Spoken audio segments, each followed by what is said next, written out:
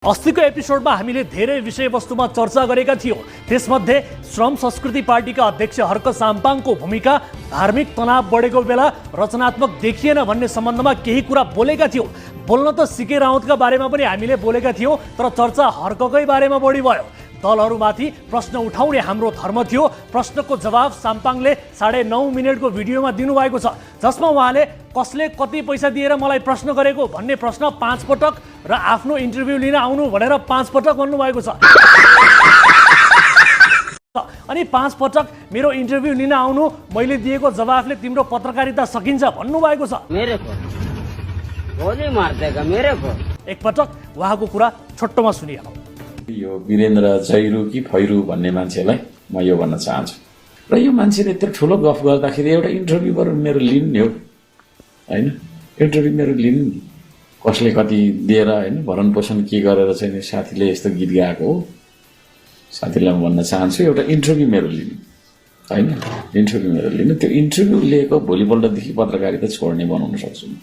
एकचोटि इन्टरभ्यू लिनु न, है? अफवाह नफैलाउनुहोस्। तपाईँलाई कति पैसा दियो, होइन, कसले दियो, त्यो भन्नु नि यहाँबाट। एउटा मेरो इन्टरभ्यू लिनु, ओके? सक्नुहुन्छ भने एउटा इन्टरभ्यू लिनु। कति पैसा पाउनुहुन्छ यस्तो बोले? एउटा इन्टरभ्यू मेरो लिनु, होइन? लाइभ गरौँ, त्यसको भोलिपल्टदेखि पत्रकारिता गर्नु तपाईँले गाह्रो हुन्छ।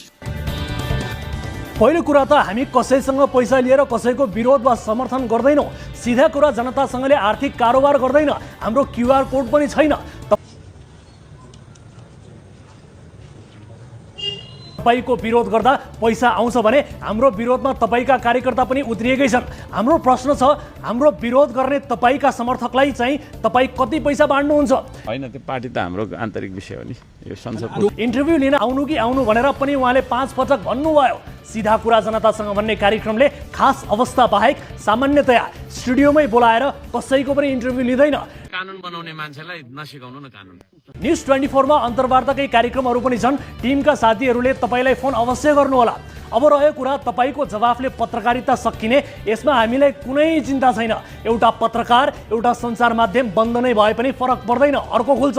तर देश र जनताको भाग्य भविष्य बन्द हुन भएन।